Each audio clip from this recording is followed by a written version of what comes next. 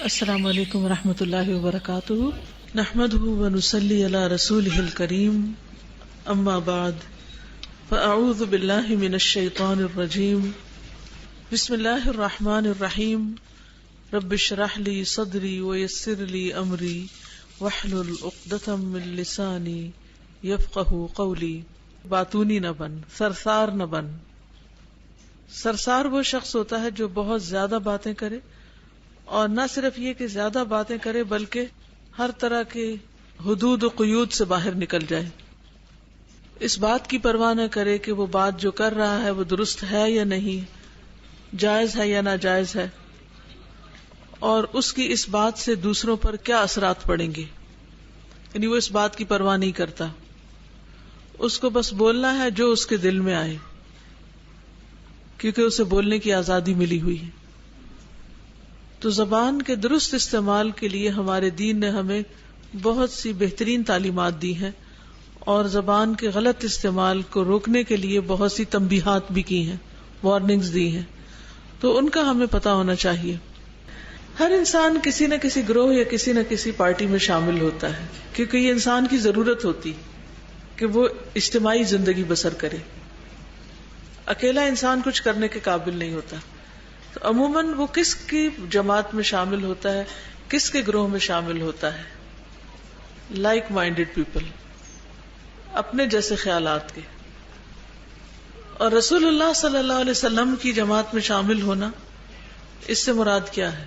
ان کے طریقے پر ہونا، ان کو فالو کرنا، اور یہ اللہ تعالیٰ کی محبت اور بخشش حاصل کرنے کا ذریعہ بھی ہے۔ تو اس لیے جب لوگ آپ کو فرقہ واریت کی طرف بلائیں، گروہ بندیوں کی طرف بلائیں، تو آپ کو کیا کرنا ہے کہ مجھے تو محمد الرسول اللہ صلی اللہ علیہ وسلم کا اتباع کرنا ہے، آپ کی پیروی کرنی ہے۔ قیامت کے دن آپ کی امت میں سے اٹھایا جانا ہے، آپ کے پیروکاروں میں سے اٹھایا جانا ہے۔ اور کیوں نہ ہو، اللہ کے رسول صلی اللہ علیہ وسلم نے ہمارے لیے، جب کہ ہم ایگزسٹ بھی نہیں کرتے تھے، جب ہمارا کوئی وجود بھی نہیں تھا، اس وقت ہمارے لیے دعائیں کی اور ہماری بخشش کے لیے پریشان ہوئے۔ تو آج ہم جب آپ کی امت میں بائی چانس اس لیے کہتی ہوں کہ ہم نے تو کوئی پلان نہیں کیا تھا، یہ اللہ ہی کا فضل تھا کہ ہم اس گروہ میں پیدا ہو گئے، اگر ہم امت میں پیدا نہ ہوتے تو پھر کہاں ہوتے؟ تو یہ اللہ تعالیٰ کا بہت بڑا احسان ہے کہ اس نے ہمیں امت محمد صلی اللہ علیہ وسلم کے طور پر پیدا کیا، اور اس کی اب کچھ ذمہ داریاں بھی ہم پر ہیں، اور اس میں سب سے بڑی ذمہ داری یہ ہے کہ ہم شعوری ایمان لائیں آپ پر، آپ کی اطاعت کریں، آپ کا اتباع کریں، آپ سے محبت کریں، اور آپ پر درود بھیجیں، اور آپ کے مشن کو آگے بڑھائیں۔ اور ہم اللہ تعالیٰ کی حمد و ثنا اور درود و سلام کے بعد اصل موضوع پر آتے ہیں، اور وہ ہے سرسرا۔ اور سرسرا بیماری کا نام ہے، باتونی پن۔ باتونی پن کی بیماری جو بہت ہی خطرناک اور مضر ہے، بہت سے لوگوں کو لگ چکی ہے۔ جب انسان بولتا زیادہ ہے تو سوچنے کا موقع کم ہوتا ہے، اور جب سوچتا کم ہے تو پھر غلطیاں زیادہ کرتا ہے اور غفلت کی زندگی بسر کرنے لگتا ہے۔ انسان کثرت کلام کی وجہ سے اصل مقصد سے ہٹ جاتا ہے، وہ بھول جاتا ہے کہ وہ کیا کرنے جا رہا تھا۔ زندگی کے بڑے بڑے مقاصد، ان سے بھی انسان غافل ہو جاتا ہے۔ کس وجہ سے؟ زیادہ باتیں کرنے کی وجہ سے۔ یعنی کرنے کے کام کے لیے انسان کو خاموشی چاہیے ہوتی ہے، غور و فکر چاہیے ہوتا ہے، چاہے آپ نے پلاننگ کرنی ہے، تیاری کرنی ہے، ان سارے کاموں کے لیے کیا درکار ہے؟ خاموشی درکار ہے، مختصر کلام درکار ہے، تاکہ زیادہ وقت مفید کام کے لیے بچ سکے۔ لیکن جب ہم لایانی باتیں شروع کر دیتے ہیں تو پھر اصل کام تو بھول ہی جاتا ہے، یا وہ کوالٹی کا نہیں رہتا۔ یہ بھی ایک بڑا نقصان ہے، اس کام میں کوالٹی نہیں رہتی، خیالات منتشر ہو جاتے ہیں۔ یہ بہت بڑا نقصان ہے کہ انسان کے خیالات کے اندر کوئی یکسوئی نہیں رہتی، سیدھے راستے سے بھٹک جاتا ہے، سیکھتا کم ہے۔ جب بولتا زیادہ ہے تو انسان دوسروں کی کم سنتا ہے، جب کم سنتا ہے تو سیکھتا کم ہے، غلطیاں زیادہ ہوتی ہیں۔ جی جو لوگ کام کرنا چاہتے ہیں، زندگی میں فوکسڈ ہوتے ہیں، پھر وہ ایسے لوگوں سے بھاگتے ہیں جو بہت باتونی ہوتے ہیں، کیونکہ ان کا وقت ضائع ہوتا ہے. تو آپ اچھے دوستوں کی کمپنی سے محروم ہو جاتے ہیں، اچھے سمجھدار لوگوں کی کمپنی سے دور ہو جاتے ہیں. جب بہت زیادہ باتیں کرنے کی عادت ہو جاتی ہے تو پھر انسان کے پاس اچھی باتیں کم ہو جاتی ہیں، تو وہ غلط سلط باتیں، ادھر ادھر کی سنی سنائی باتیں، بیکار ردی قسم کی باتیں، بحث مباحثے، ان میں مبتلا ہو جاتا ہے. تو ایسا انسان جو ہے وہ نہ کسی سے صحیح فائدہ اٹھا سکتا ہے اور نہ کسی کو صحیح فائدہ پہنچا سکتا ہے. زندگی میں اس کے مقاصد نہیں ہوتے، منتشر سوچیں ہوتی ہیں، اور اگر ہوں بھی تو وہ صرف باتیں کرتا ہے شیخ چلی کی طرح، اپنے مقصد کو کبھی بھی نہیں پہنچ سکتا. کثرت کلام جس میں ہر قسم کی باتیں ملی جلی ہوں، جائز ناجائز، اچھی بری، حلال حرام، کڑوی کسیلی، میٹھی، چوچو کا مربع، یعنی کوئی فوکسڈ بات نہ ہو، فائدہ مند بات نہ ہو، کسی ٹاپک کے اوپر سنجیدہ بات نہ ہو، بلکہ کیا ہو، کبھی کچھ کبھی کچھ کبھی کچھ کبھی کچھ فضول باتیں جو شریعت کی حدود سے باہر نکلی ہوئی ہو.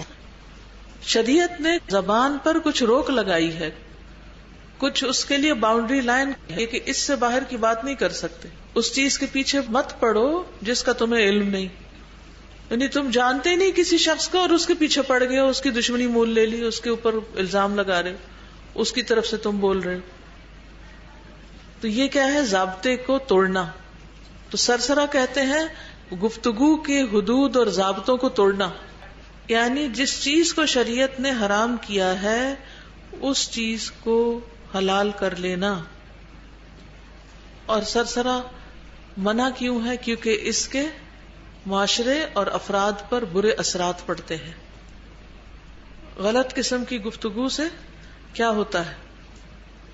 جب انسان غلط گفتگو کرتا ہے تو اس سے دوسرے لوگ مس لیڈ ہوتے ہیں. تو غلط باتیں کیا ہیں؟ دوسروں کو بے وقوف بناتی ہیں، ان کو مس لیڈ کرتی ہیں، ان کو نقصان دیتی ہیں، ان کی عزت و قدر میں کمی کرتی ہیں.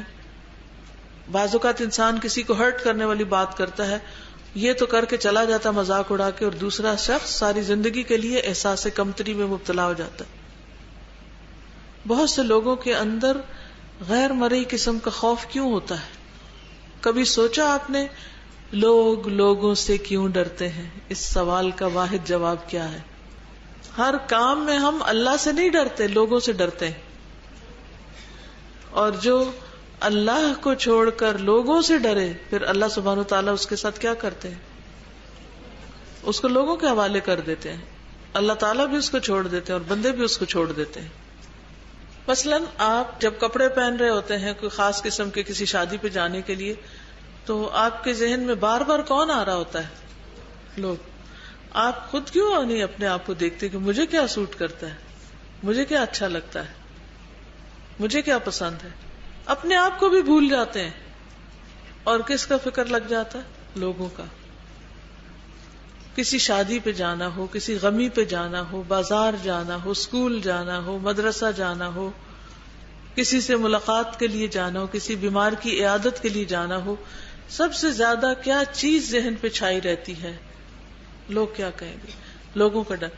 یعنی لوگ کیا کہیں گے، کہیں گے کو انڈر لائن کیجئے، لوگ کیا کہیں گے، کیونکہ ان کا کہنا ہم پر اثر انداز ہوتا ہے، ان کی باتیں ہم پر اثر انداز ہوتی. اسی لیے سرسرا ناپسندیدہ ہے، کیونکہ یہ لوگوں کی زندگی حرام کر دیتا ہے، لوگوں کا جینا حرام کر دیتا ہے. اللہ تعالیٰ نے فرمایا اور ایسی بات کے پیچھے نہ پڑو جس کا تمہیں علم نہ ہو، بے شک کان، آنکھیں اور دل ان سب کے بارے میں سوال کیا جائے گا. کس کس سے سوال کیا جائے گا؟ کان سے. کیا سوال ہوگا؟ کیا سنتے تھے؟ آنکھ کیا دیکھتے تھے، حلال یا حرام؟ اور دل کیا سوچتے تھے؟ انسان سوچتا کیا ہے؟ وہ جو دیکھتا ہے اور وہ جو سنتا ہے. یہ دو کھڑکیاں ہیں دل کی، دو دروازے ہیں. ان دو کے راستے جو کچھ اندر جاتا ہے انسان اسی کے بارے میں سوچتا رہتا ہے. اس لیے کچھ بھی پڑھنے سے پہلے، کچھ بھی تصویریں دیکھنے سے پہلے، کوئی بھی منظر، کوئی بھی سین دیکھنے سے پہلے سوچیں کہ کیا اس کا دیکھنا میرے لیے حلال ہے. اسی طرح سننے سے پہلے بھی آپ دیکھیں کہ کس چیز کو کلک کر رہے ہیں. میوزک ہے، گانا ہے، فضول باتیں ہیں، فضول ٹاک شوز ہیں جس کے اندر دیا جانے والا علم بالکل ریلائبل نہیں، صرف لوگوں کے اپنے اپنے خیال ہیں. تو یہ سب اکٹھے ہو کر، یہ آنکھوں دیکھی، یہ کانوں سنی باتیں جن کی کوئی حقیقت نہ ہو، یہ اکٹھے ہو کر مجھ پر کیا اثر ڈالیں گے، میری سوچ کیسے بنے گی، میرا دل کیا سوچے گا. اور پھر دل کے اثرات کہاں کہاں ہوتے ہیں؟ دل کے اثرات کس چیز پر پڑتے ہیں؟ ہمارے سارے جسم پر. دل تمام اعضاء کا رئیس ہے. جو دل میں ہوگا وہی پھر انسان کے ہاتھ بھی ویسے ہی حرکت کریں گے، انسان کے پاؤں بھی اسی طرف کو چلیں گے. انسان اپنی زندگی میں وہی چیزیں اختیار کرے گا. آپ اپنی اسٹڈیز کے لیے کوئی سبجیکٹ چوز کریں گے تو وہی کریں گے جو آپ کے دل میں ہوگا. آپ لباس بنائیں گے تو ویسا ہی بنائیں گے جیسے لوگ آپ سے چاہتے ہیں کہ آپ پہنیں. آپ شادی بیاہ وہاں کریں گے جہاں آپ کا دل چاہے گا. تو اس لیے دل کی حفاظت کتنی ضروری ہے کہ دل تک وہ چیزیں نہ پہنچے جو آپ کو نقصان دینے والی، جو آپ کی ساری زندگی کا نقشہ بدل دینے والی. کسی بھی چیز کی طرف اگر انسان دیکھے اور اس کی محبت دل میں ایسے آنے لگے کہ انسان اپنی زندگی کے مقصد سے ہٹنے لگے، آخرت کی یاد بھولنے لگے یا آخرت سے وہ چیز غافل کرنے لگے، تو نگاہیں بند کر لو، نگاہیں پھیر لو. کیونکہ کان، آنکھ اور دل کے بارے میں سوال ہوگا. کب سوال ہوگا؟ کہاں ہوگا؟ قیامت کے دن ہوگا. ہم نے کبھی بھی نہیں سوچا کہ ان سے بھی سوال کیا جائے گا، ڈائریکٹ ان سے پوچھا جائے گا. کیونکہ کان کی نمائندگی کون کرتا ہے؟ زبان. کان کی نمائندگی یعنی میں نے سنا، یہ کون بول رہا ہے؟ کان کو بھی غلط انوالو کر لیا، کس نے کیا؟ زبان نے. میں نے دیکھا تھا، حالانکہ دیکھا کوئی نہیں. تو آنکھ پر جھوٹ کس نے بولا؟ زبان نے. مجھے معلوم ہے، دل پہ جھوٹ کس نے بولا؟ زبان نے. کس قدر خطرناک چیز ہے کہ سارے اعضاء جو ہیں ان سب کو ہلاکت میں ڈالنے والی چیز ہے. تو سرسرا کہتے ہیں کثرت کلام کو جس میں باطل چیزیں بھی شامل ہوں، غلط بیانی بھی شامل ہو.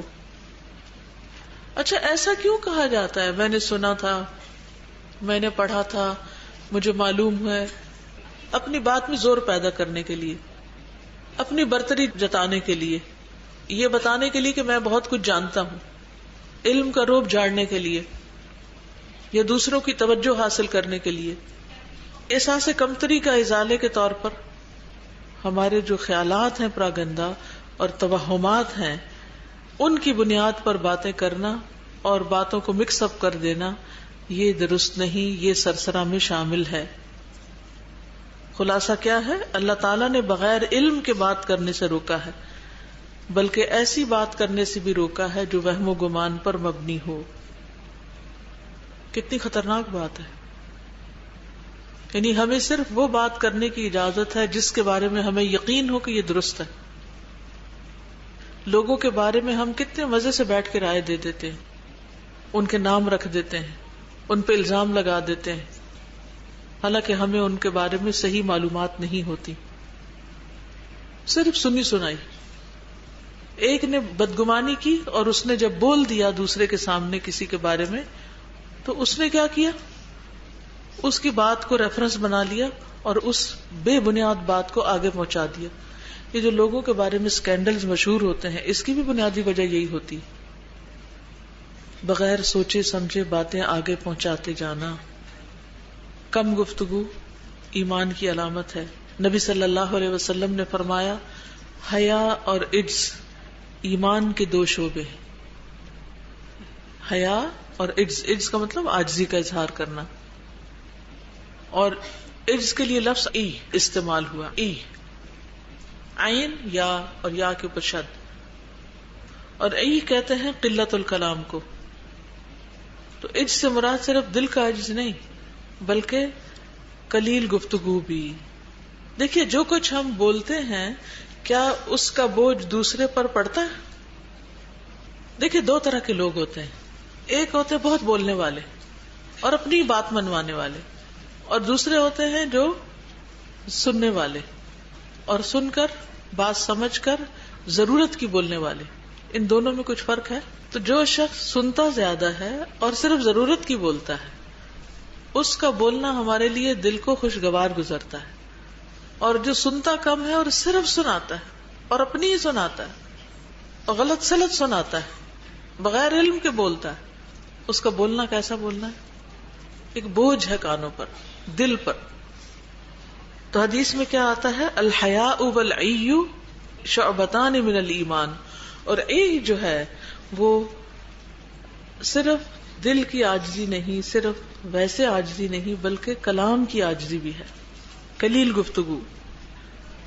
رسول اللہ صلی اللہ علیہ وسلم کا اسوہ حسنہ کیا تھا؟